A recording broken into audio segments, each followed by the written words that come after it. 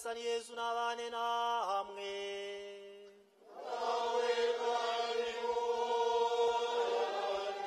Amagambo yo mu ivanjiri ntagatifu uko yanditswe na Matayo.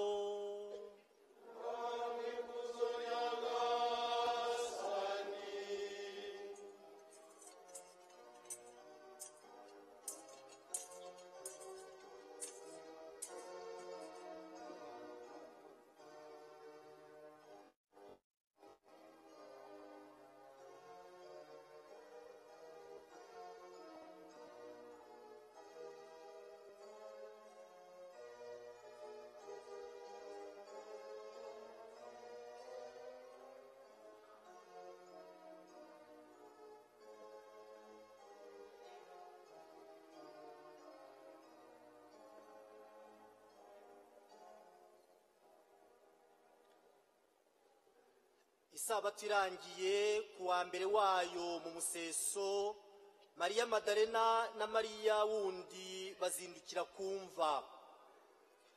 Ubwo isi hinda umushyitsi mwinshi, umumarayika wa Nyagasani amanuka mu ijuru, aregera ahirika ibuye aryicara hejuru. Yari ameze nk'umurabyo, umwambaro we wera nk'urubura. Abarinzi bamurabutswe bakuka umutima bamera nk'abapfuye. Ariko wa mumarayika araterura abwira abagore ati, mwebweho mwitinya, nzi ko mushaka Nyagasani Yezu wabambwe ku musaraba. Ntari hano, yazutse nk'uko yari yabivuze. Nimuze mwireberaho yararambitse.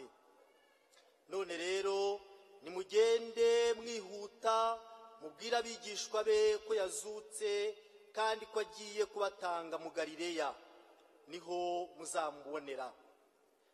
Ngibyo ibyo nari mfite kubabwira. Ubwo abagore bava kumva bafite ubwoba buvanze n'ibyishimo byinshi, bihutira kubwira abigishwa be iyo nkuru. Nibwo Yezu ahuye nabo ati, nimugire amahoro. Baramwegera bahobera ibirenge bye bamupfukama imbere. Nuko Yezu arababwira ati, mwitinya, ahubwo nimugende mubwire abavandimwe banjye bajye mu Galileya, niho bazamubonera. Iyo ni ivanjiri ntagatifu. Urasingizwa Kristu.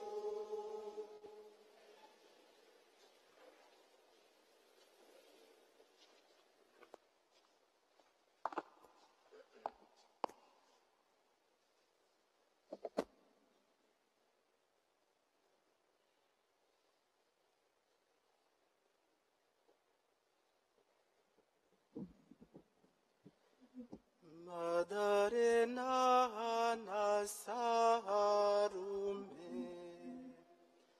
bazindu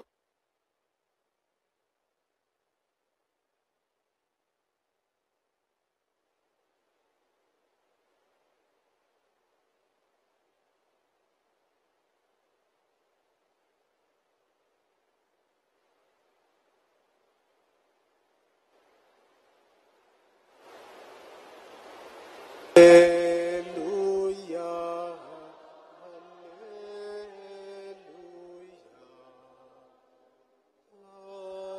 hallelujah.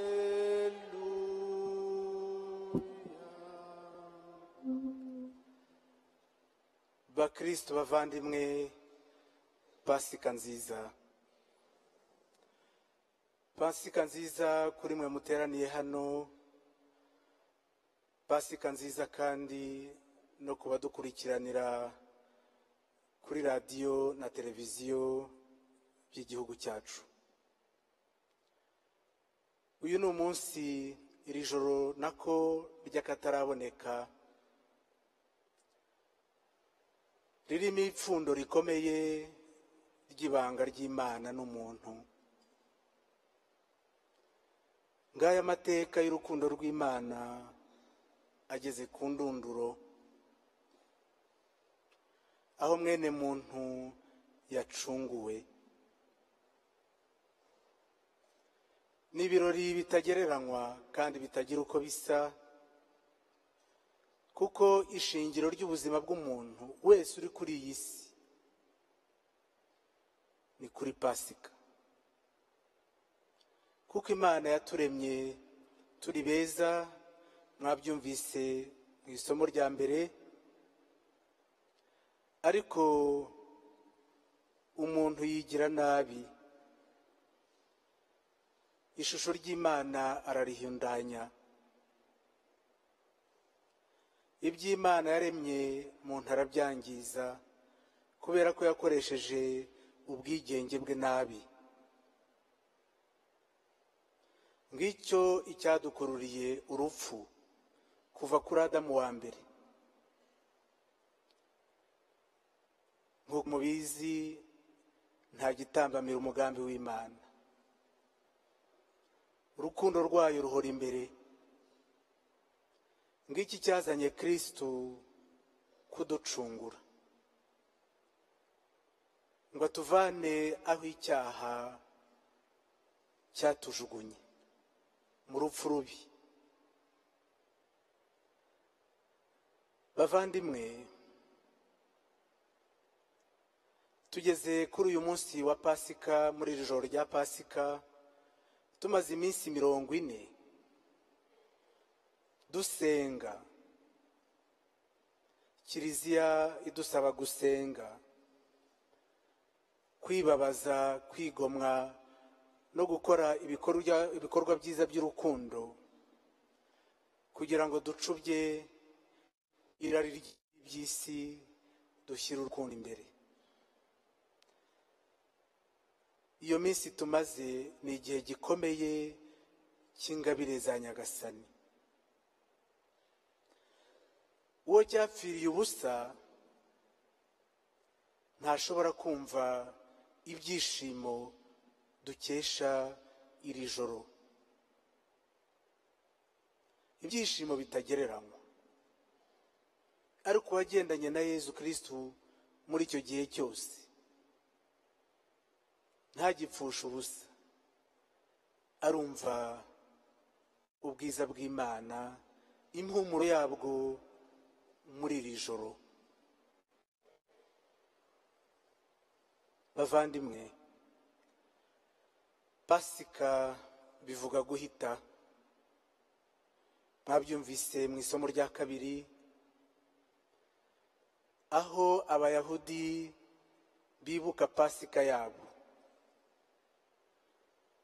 Bari barongojwe imbere na Musa, maze Uhoraho abwira umuryango we ko agiye kuwuvana mu bucakara bwo mu gihugu cya Misiri kwa Farawo, akabajyana mu gihugu gitemba amata n'ubuki, igihugu cy'abana bigenga batari abacakara. Bambutse inyanja y'umutuku,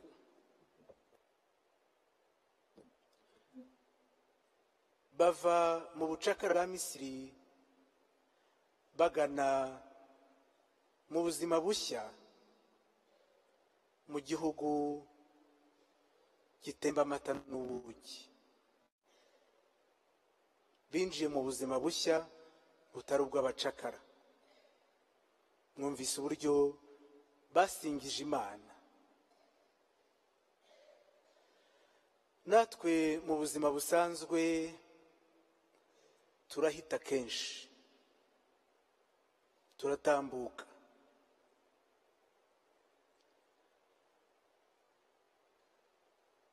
Iyo uje ku isi uba uri mu nda y'umubyeyi uzakwibaruka, ukava muri ubwo buzima bwo mu nda y'umubyeyi wawe ugahita ukaza mu buzima bwo kuri iyi si. Urahita, uratambuka. wambukiranya ubuzima. Iyo uvuye mu bwana wambuka ugana mu busore, aba ari ubuzima bushya winjiyemo, uratambuka urahita uko imyaka ihita. Ayo ni amateka yawe. Ukava mu busore ujya gushaka uwo muzabana ubuzima usigaje ku isi, cyangwa se ujya kwiha Imana. Ukava mu buzima ujya mu bundi.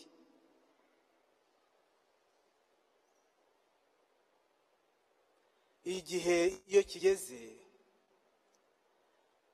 ugeze mu zabukuru, uva no mu buzima bwo kuri iyi si ugahita ukajya mu bundi buzima duteganyirijwe, ugaca mu rupfu ukambuka ukajya aho Imana igutegerereje, mu buzima bushya.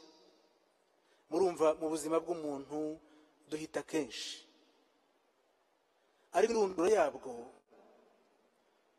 ni n'intangiriro yabwo. Twumvise igihe twahaga itara rya Pasika umugisha ko Yezu Kristu ari we Alpha, intangiriro na Omega, iyo Mana yacu iherezo rya byose.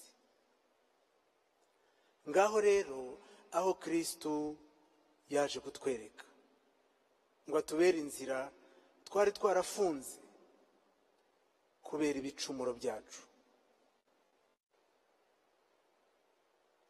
Arahise, avuye mu rupfu, yinjiye mu buzima buhoraho iteka, ariko abwinjiranyemo amateka y'urukundo yakunze abe bari munsi kugera ku ndunduro.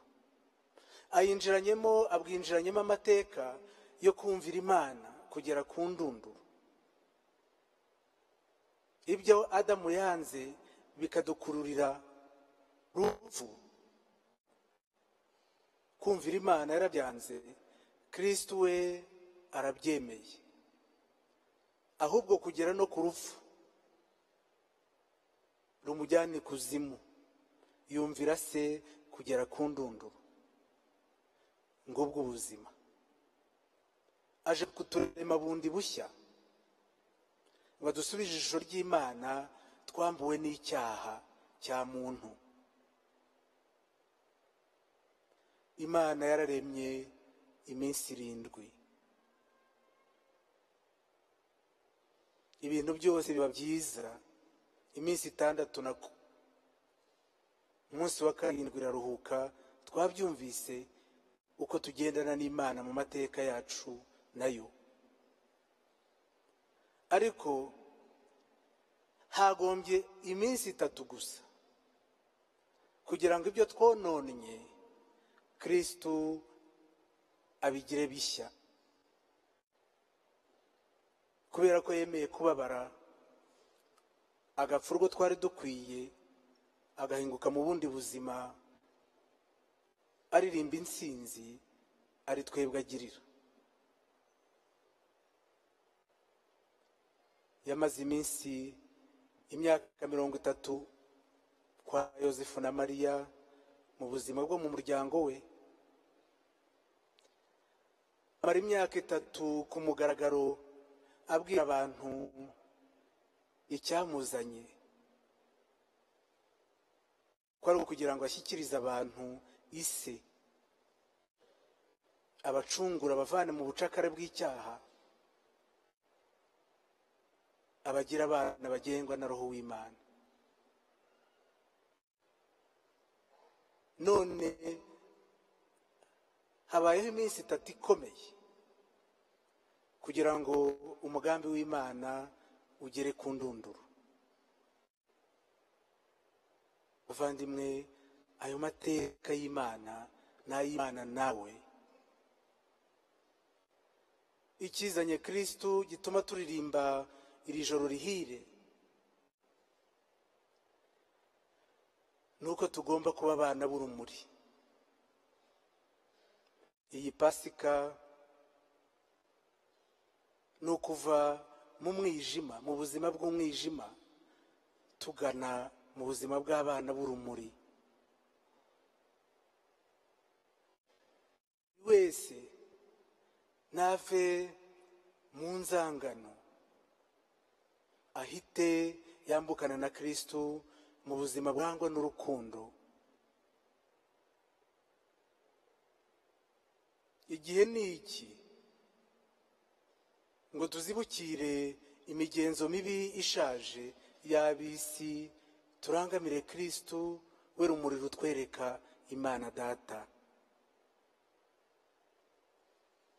Kristo yarazutse ni muzima. Ati ntore zanjye nimuze. Aradusaba kumukurikira tukava mu isi y'icyaha tukubaka isi y'amahoro, isi y'abavandimwe, isi y'ubworoherane, isi y'ubutabera, isi y'ibyishimo. Nubwo imibabaro itabura, ariko umutima w'umuntu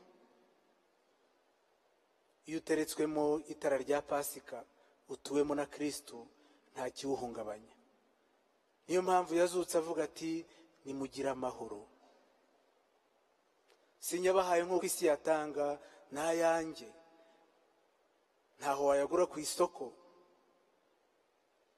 Niyo watanga ibyo utunze n'iby'isi byose, ntaho wayabona atari kuri Kristo.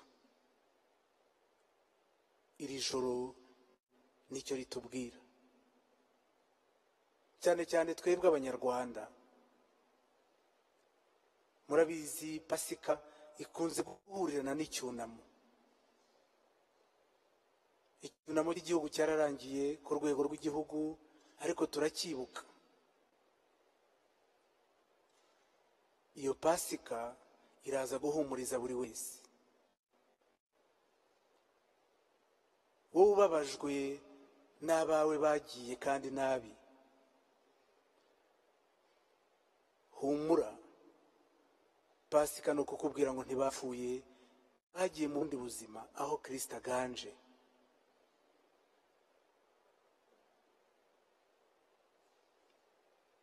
Wowe wacitse ku icumu rya Jenoside yakorewe Abatutsi, ibi bihe bya Pasika ni ukwerekeza umutima wawe kuri Kristo, akawomora, kugira ngo utavaho uheranwa n'ishavu n'agahinda. Umutima wawe ukarangwa n'urwango, ukababarira kuri iyi si, ukazabura n'ijuru. Kristo yatsinze imibabaro, atsinda urupfu. Ibyo twari duhetse byose yarabyikoreye, abiha icyerekezo. Pasika ni ukuvuga ngo haguruka, wiheranwa n'agahinda, wegamire Imana, uharanire kubaho kandi neza, utandavura, urangwe n'urukundo. Ube nka Francisco, ahari umwijima uhashyira urumuri, ahari urwango uhashyira urukundo, ahari ubunebwe no kwiheba uhashyira imbaraga, uhabwa na Roho Mutagatifu. Ngiyo Pasika. Nawe muntu watwawe n'iby'isi, ugatwarwa na Sekibi, ugahemukira umuvandimwe,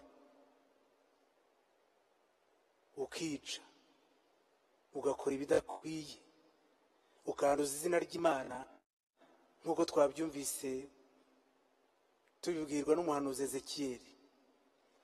Yezu Kristo kuri Pasika yatwuhagije amaraso ye ngo tube beza. Tera intambwe, umuhereze umutima wawe, naho waba umeze nk'indubaruba, musanga umusabe imbabazi. wemere guhinduka uve mu kibi uharanira icyiza,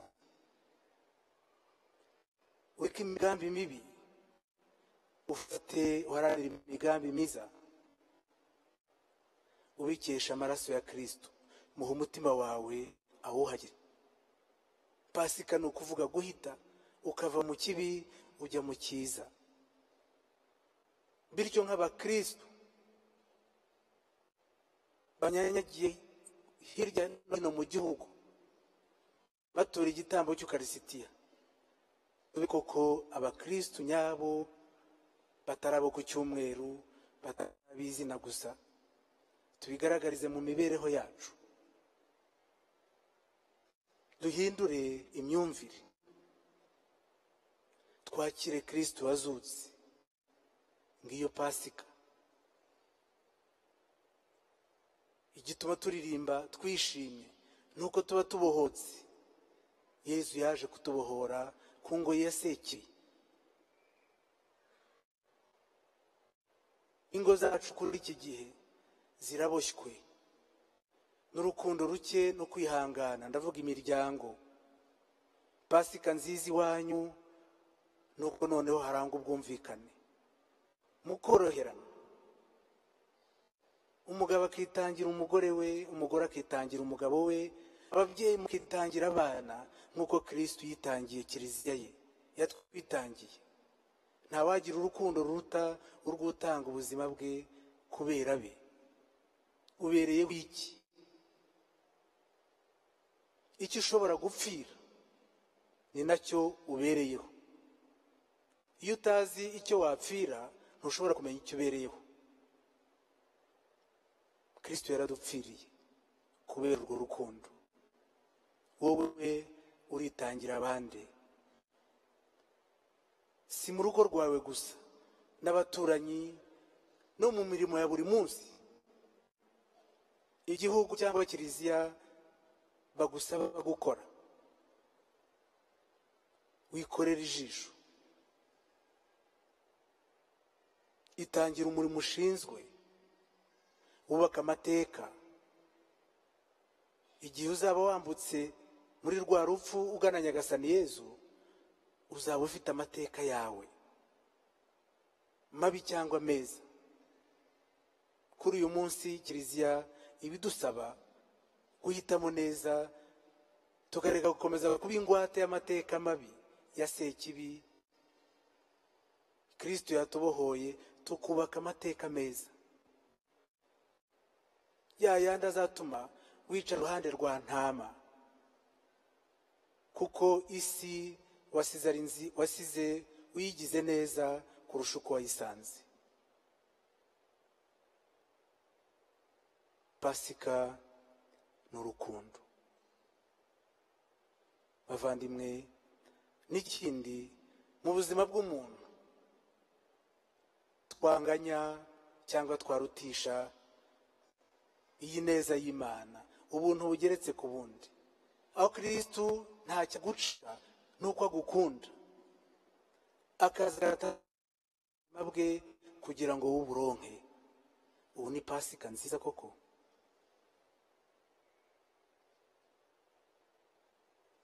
Bavandimwe nkunda, tugire Pasika yo ku mutima, bityo ibihe usigaje kuri iyi si ubibemo uko Kristo abishaka. Igihe uvuze Pasika ntive ku rurimi, ahubwo ive ku mutima washyikiriye Imana, washyikiriye agakiza. Iby'isi biratugora, ariko inema y'Imana iraduhagije ngo iduhe kubitsinda.